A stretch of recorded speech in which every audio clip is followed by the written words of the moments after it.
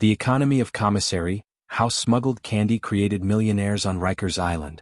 At Rikers Island, a single honey bun costs $2.10, if you buy it through commissary. On the tier, the same honey bun sells for $12. If you buy it on credit, it's $15 next week, or a beating if you don't pay. A Snickers bar can buy you a haircut. A ramen pack can rent protection. A stick of deodorant can broker a truce. The richest men on Rikers don't wear suits.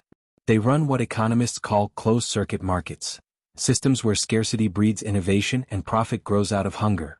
By the time an inmate finishes a 6-month sentence, he's seen more inflation, speculation, and market manipulation than most Wall Street interns.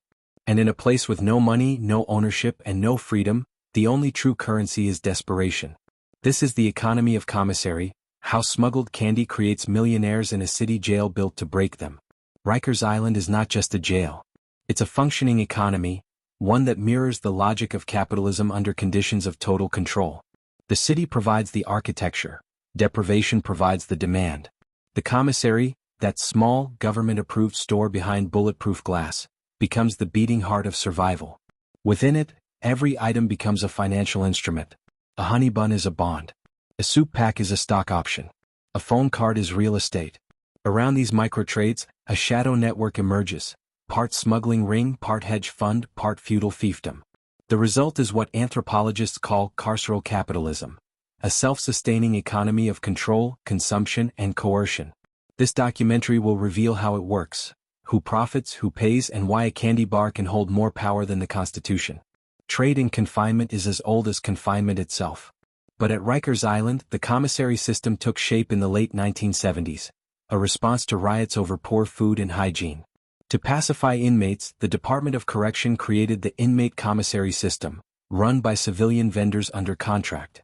By the early 1990s, private firms had taken over supply, notably Keefe Group, which still operates under multi-million-dollar state contracts. Each item was sold at a markup averaging 45%. The logic was simple: charge the captive consumer more because he has no alternative. By 2001, the Rikers commissary generated over $4 million annually, not in profits for inmates, but for the vendors and city intermediaries who skimmed commissions off every transaction. The island became a microcosm of neoliberal extraction. Privatized need. Monetized misery. When official commissary lines stretched for hours or items ran out, which they often did, inmates filled the gap. Those with outside connections smuggled goods through visiting rooms, mail drops, or corrupt officers. Cigarettes, candy, and hygiene items became the foundation of an underground market. By the mid-2000s, commissary scarcity had birthed a full-blown black market, governed by 3 simple rules. Everything has a price. Supply controls status. Credit is dangerous but necessary. A ramen pack could trade for a pencil. A bar of soap could equal 1 cigarette. An officer's silence might cost 3 Snickers, or 1 favor later. Economists studying Rikers describe it as a barter economy evolving under total constraint. It operates not despite the jail, but because of it. Scarcity is not accidental, it's administrative. Rikers' supply chain is designed to fail just enough to maintain control. When commissary items go out of stock, tension rises. Hunger turns into negotiation. And negotiation reinforces the hierarchies that keep order. For example, in 2017, when a delivery truck delay left the entire RNDC complex without coffee for 3 weeks, fights over caffeine substitutes caused 11 assaults. By the 4th week, instant coffee sold for 600% markup on the tier. Scarcity creates desperation. Desperation creates economy. And economy becomes control. Every jail has its entrepreneurs. At Rikers, they're known as candy men. They begin as middlemen, inmates with enough commissary credit or street connections to buy in bulk. A candy man purchases $200 worth of sweets, chips, and instant noodles, then resells them at 300 to 400% markup inside the dorms. Their profits exist only as influence, favors, protection, deference. But once they're released, those favors convert back into cash through outside networks, girlfriends, relatives, or corrupt staff who collect payments. One federal report estimated that the informal commissary trade on Rikers moves roughly $1.2 million in goods annually, most of it untaxed, unrecorded, and invisible. For some inmates, this becomes their entire purpose. They're not doing time, they're running markets. Officers act as both gatekeepers and beneficiaries. They control access to commissary distribution and inspections. They also facilitate smuggling, sometimes for pay, sometimes for peace. A former officer, interviewed under anonymity, admitted, "If you let the right guys sell their stuff, the unit stays quiet. You crack down, it explodes." This understanding forms the backbone of what one DOC investigator called cooperative corruption. It's not organized crime, it's organized stability. Everyone benefits as long as the illusion of order remains. Inside Rikers, trust is the rarest currency. Without banks or contracts, every deal relies on reputation. Inmates use what they call face credit, a form of social collateral based on how a person carries himself. If you owe too much, your debt follows you from unit to unit. In extreme cases, it follows you home. A 2020 city investigation found that released inmates were extorted on the outside for debts incurred inside commissary trades, a shadow economy that crossed the river into the Bronx. In other words, Rikers' economy doesn't end at the gates, it expands beyond them. Among the most valuable commodities are sweets, not for nutrition but for dopamine. Sugar provides an instant chemical escape from monotony and fear. The candy rack becomes the psychological barometer of a unit. When sugar is abundant, morale stabilizes. When it disappears, tempers ignite. Officers know this, so do the candy men. That's why candy shipments are guarded like currency and smuggled like weapons. Inmates have been caught hiding Skittles in Bible spines, M&Ms in deodorant sticks, and Starbursts in shoes. Each piece represents a tradable fragment of comfort or leverage. The commissary card, a prepaid debit account funded by family deposits, is a leash disguised as liberty. Every transaction is logged, every purchase monitored. Family members often go into debt to keep their loved ones supplied. When balances run dry, inmates rely on others for fronted goods, forming economic dependencies that mimic feudal systems. One supplier controls multiple buyers. Debtors become laborers, cleaning cells, fetching meals, delivering contraband. It's not business, it's bondage. A sociologist from NYU coined the phrase, carceral capitalism, to describe this. The extraction of wealth and obedience from populations trapped by both poverty and punishment. Each housing unit posts a laminated commissary list, a sheet of printed prices taped to the wall, updated monthly. But in practice, the real prices are set by rumor. Inflation is psychological. If a rumor spreads that soup is running low, prices double before the shortage even happens. Information itself becomes a commodity. The inmates who control knowledge, who know when shipments arrive or which item is being pulled next, control the market. They are the economists of the cage. Within 30 days, the commissary trade builds invisible social networks, lines of influence stronger than official authority. An inmate with 10 ramen packs might command more respect than an officer with 10 years tenure. A candy man can silence an entire tier by withholding sugar or caffeine. Economy replaces hierarchy. Trade replaces law. In a system built to remove power from the individual, the commissary gives it back, in weaponized form. They're not millionaires in the literal sense but in influence. Their networks generate profit across multiple facilities. Rikers, the Bronx House, Queens Detention. Money moves through girlfriends, Cash App accounts, and CO intermediaries. By the time some inmates are transferred upstate, they've built commissary empires worth thousands, their own microcartels of snacks, nicotine, and information. In 2019, a DOC intelligence report identified at least 4 inmate-led trading networks grossing over $250,000 annually in contraband goods across city jails, most of it traced back to Rikers adolescent and general population units. In this world, candy is gold and cigarettes are stocks. The economy never sleeps. The commissary system at Rikers operates like a primitive stock exchange, a market of trust, rumor, and enforcement. Every transaction, from a single soup to a case of candy, involves 3 roles. The broker, inmate who controls access to supply. The mule, conduit who moves contraband between units. The enforcer, muscle who ensures debts are paid. Together they form the basic financial triad. Unlike Wall Street, there are no contracts, no regulators, only credibility and consequences. An inmate's word is currency. His reputation is collateral. And when debt exceeds honor, enforcement replaces accounting. A DOC official once called it commerce by coercion. Economists would call it unregulated capitalism. Every black market requires logistics. Rikers' supply chain is both ingenious and grotesque. Contraband candy, coffee, or tobacco arrives through 3 main channels. Staff smuggling, Officers paid in cash, favors or commissary credits to deliver goods. Visitation exchange, family members hiding items in clothing seams or snack packages. Intrafacility transfers, inmates moving goods during hospital runs or court trips. Once inside, items are broken down, repackaged, and redistributed. A single officer can smuggle $1,000 in candy in one shift, the equivalent of a week's pay. DOC internal audits show that 85% of contraband items discovered between 2015 and 2023 originated through staff contact points, not visitors. In short, the black market runs parallel to payroll. The commissary economy functions on trust inflation. Because few inmates have steady outside funds, most transactions are on credit, fronted goods. If you can't pay, your debt multiplies daily. A $5 debt can become $25 in a week, with penalties paid in labor, loyalty, or silence. This system mimics payday lending and street-level usury. Some inmates even keep ledgers written in code, tracking hundreds of microdebts. A 2021 Rikers intelligence report described one inmate as operating a tier-wide economy with over 60 debtors and 30% weekly interest. Debt is not an accounting problem, it's a survival strategy. It binds inmates to the network. Debtors cannot transfer, testify, or resist. They are owned. In a world without currency, prices are psychological. Rumor drives value more than supply. When a fight breaks out, the value of protection rises. When commissary deliveries are delayed, sugar and noodles spike overnight. Even rumors of lockdown can triple prices before a single bar of soap changes hands. Economists studying prison economies describe this as rumor-based inflation. The result is pure behavioral economics, demand fueled by anxiety. At Rikers, fear is the Federal Reserve.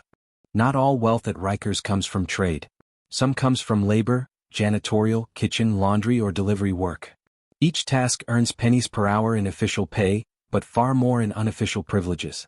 The inmate assigned to commissary distribution, for example, controls timing and allocation. That access is worth more than money. It allows selective favor trading, a favor here, a delayed order there, all of which reinforces hierarchy. Laborers become brokers. The kitchen worker who forgets to deliver certain trays earns protection from the candy men. The janitor who cleans the office might find a way to hide contraband under the mop bucket. Every job becomes leverage. COs, in theory, are neutral administrators. In practice, many are investors. An officer might advance $100 worth of commissary items to a trusted inmate for $200 in return over the week. Another might charge protection tax, guaranteeing a dorm remains peaceful if certain trades continue unhindered. This exchange is informal but omnipresent. Both sides depend on the other. Officers for quiet, inmates for access. The Department of Investigation's 2020 report noted that correction staff involvement in commissary black markets is now structural rather than exceptional. Corruption isn't the bug. It's the business model.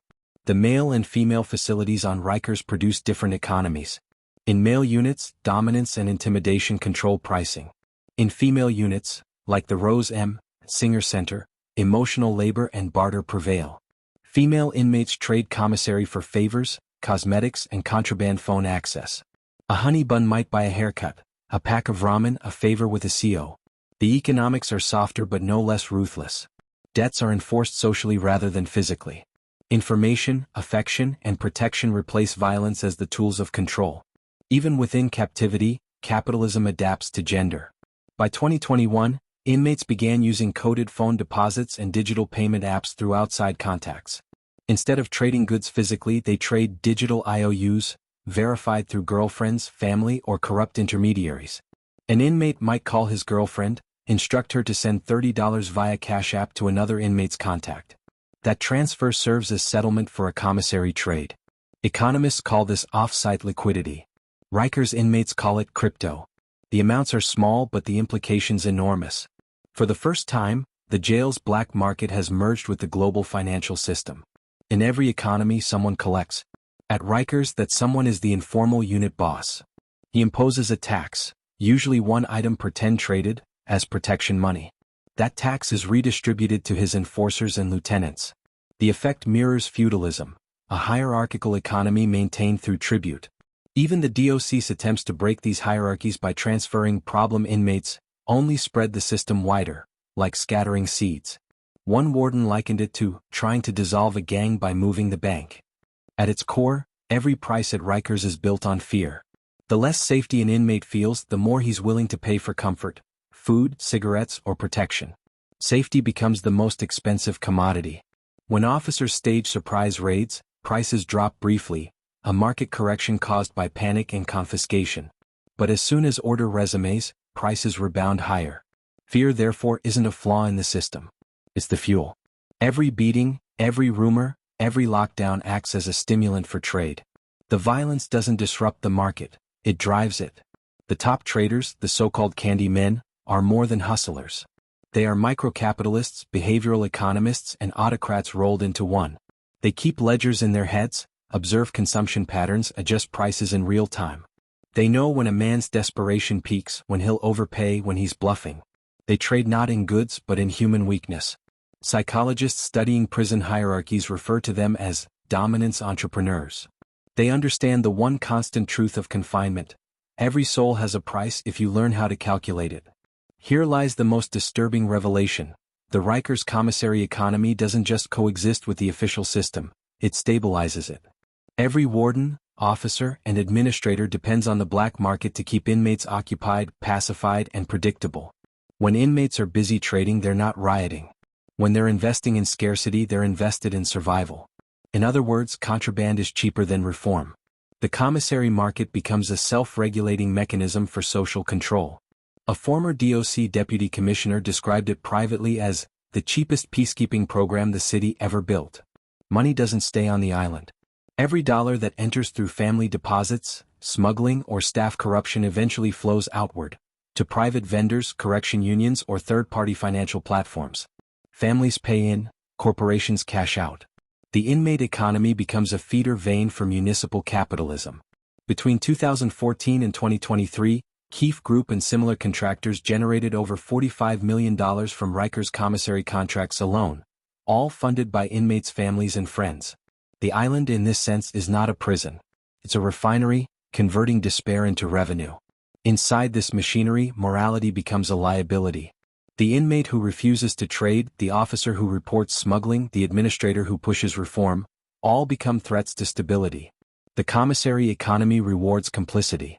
Ethics are inversely proportional to influence. The more you exploit the system, the more secure you become within it.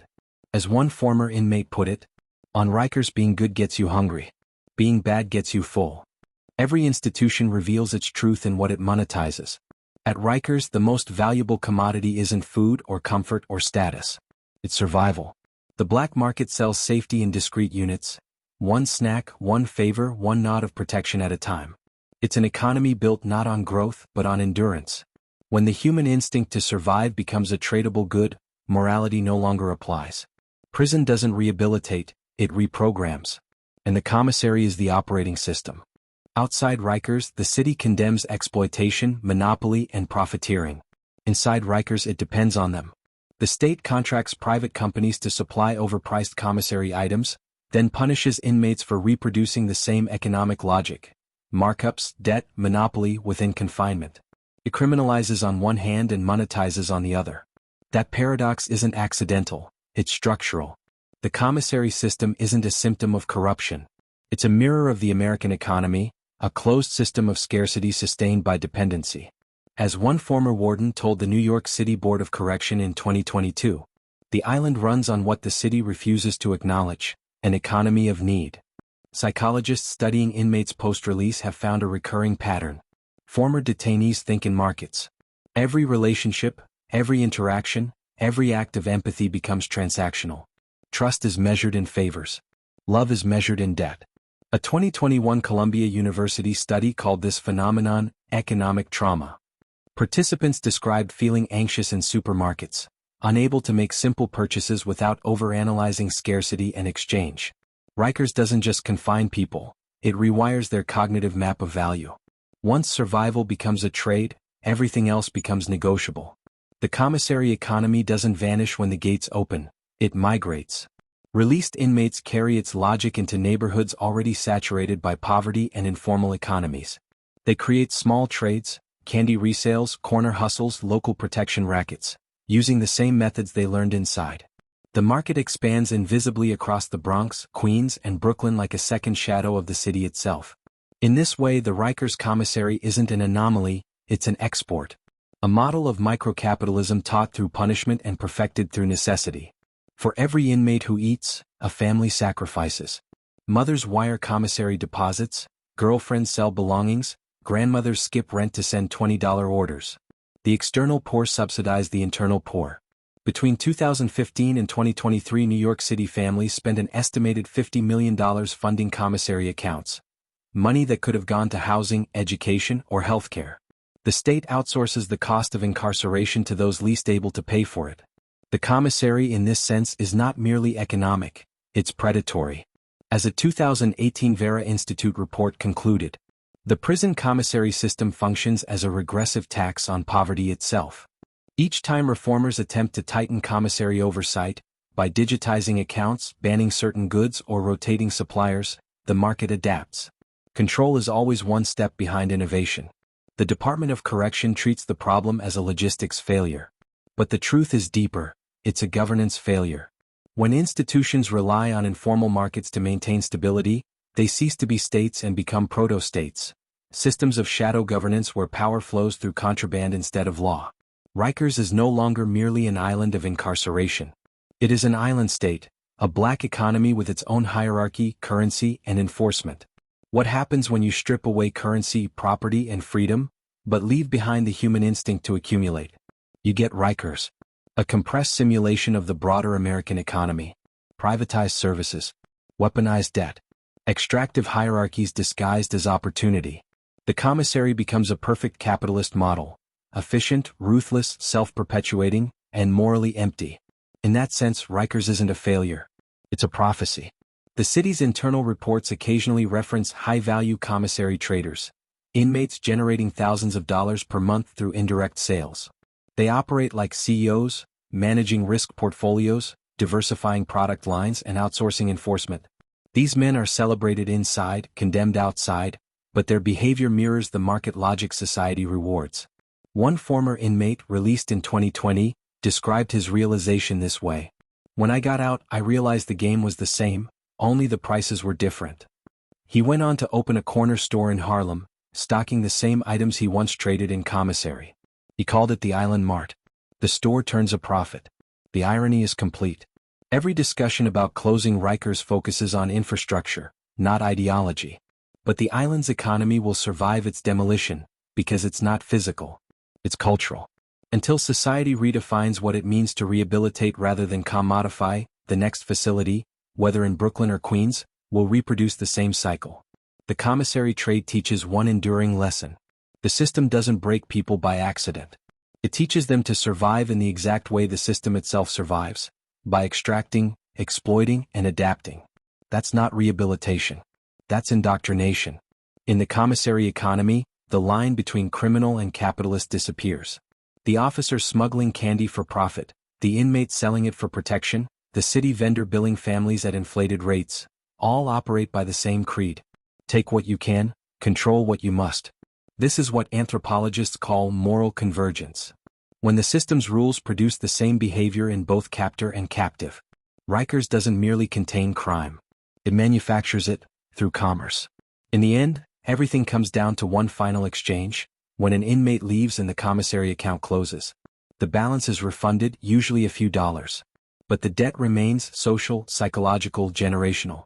The island has made its profit. The individual has learned the price of everything and the value of nothing. And as the ferry drifts back toward Queens, the city skyline glitters with the same currency of scarcity that ruled the cells, only with better lighting. In the world's most famous jail, candy isn't just contraband. It's capitalism, stripped to its bones. The Rikers Commissary reveals a truth no democracy wants to admit. When the state fails to provide meaning, the market provides control. And when control becomes the only goal, profit is indistinguishable from punishment. The search for truth continues.